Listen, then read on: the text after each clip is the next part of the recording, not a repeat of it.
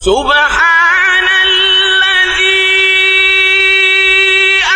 أسرى بعبده ليلا من المسجد الحرام إلى المسجد الأقصى الذي باركنا حوله لنريه من آياتنا إنه هو السميع البصير. سبحان الذي أسرى بعبده ليلا من المسجد الحرام إلى المسجد الأقصى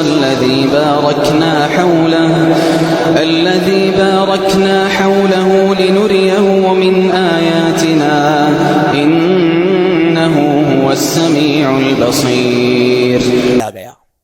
یہ بڑی کمال کا کوسچن ہے کہ اگر رب نے اپنی بارگاہ میں بلانا تھا تو یہ بیت المقدس کا ٹریول کیوں کروایا گیا؟ ایک ایسی جماعت قائم کی گئی کائنات میں، اس سے زیادہ مبارک جماعت کوئی نہیں ہوئی، اور وہ جماعت ہوئی، وہ نماز ہوئی بیت المقدس میں کہ جب سارے انبیاء صف بنا کر کھڑے ہیں. اور اب حبیب پاک جب وہاں جاتے ہیں تو جبریل امین نبی پاک کا ہاتھ پکڑ کر مصلی پہ کھڑا کر دیتے ہیں. صف بصف کھڑے ہیں انبیاء، صف بصف کھڑے ہیں انبیاء، مصطفیٰ امام ہو گئے، ان کے جو غلام ہو گئے وقت کے امام ہو گئے، نام لیوا ان کے جو ہوئے ان کے اونچے نام ہو گئے. اور بریلی کے تاجدار سے پوچھو کہ یہ نماز کیوں ہوئی تھی؟ What is the reason to make that beautiful جماعت، جو سیکرڈ جماعت، دنیا کی سب سے مقدس جماعت، یہ کیوں ہوئی تھی؟ اس کی وجہ امام عشق و محبت عشق والی زبان میں فرماتے ہیں کہ نماز اقصا میں تھا یہی سر، عیاں ہو مانائے اول آخر.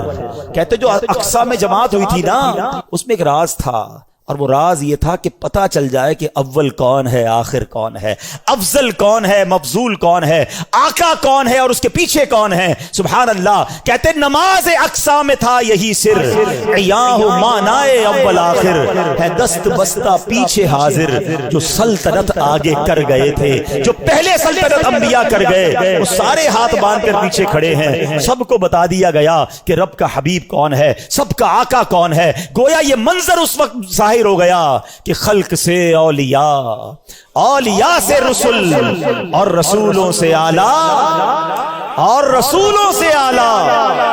مسجد اقصی میں جب نبی پاک علیہ الصلوۃ والسلام پہنچے نا، تو اب وہاں پر نبیوں نے خطبہ دیا. اب ذرا خطبہ سنیے گا.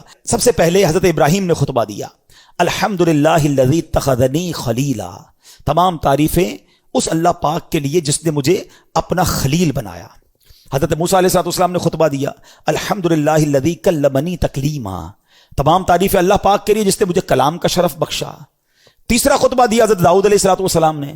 آپ نے کہا الحمدللہ الذی خولنی ملکا. تمام تعریف اس اللہ پاک کے لیے جس نے مجھے سلطنت عطا فرمائی. تمام انبیاء آتے رہے، خطبہ دیتے رہے.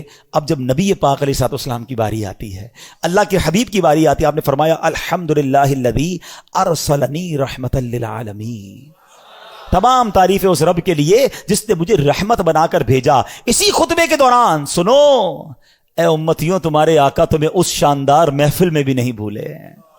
ٹرائی ٹو انڈرسٹینڈ کس کوالٹی کی وہ محفل ہوگی.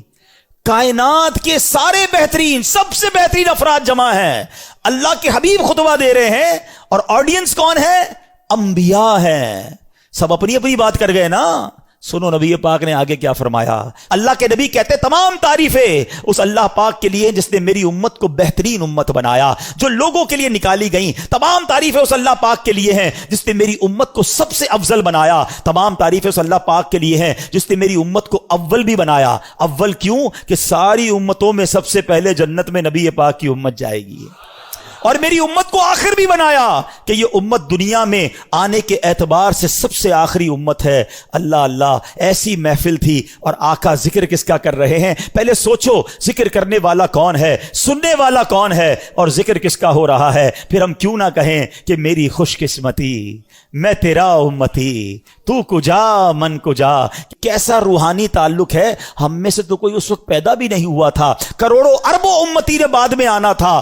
آقا معراج کی رات بھی اپنی گناہگار امت کو یاد رکھے ہوئے ہیں. ارے بتاؤ, جو دنیا میں امت نہیں آئی اس کا پہلے خیال رکھ سکتا ہے تو خود پردہ فرما جائیں تو بعد میں آنے والی امت کا خیال کیوں نہیں رکھ سکتا ہے؟ وہ آج بھی مدد فرماتے ہیں, وہ آج بھی نگاہ فرماتے ہیں, وہ آج بھی امت کا خیال رکھتے ہیں. اور سنو, انشاءاللہ بروز قیامت بھی ہماری شفاعت فرمائیں گے انشاءاللہ عز و جل.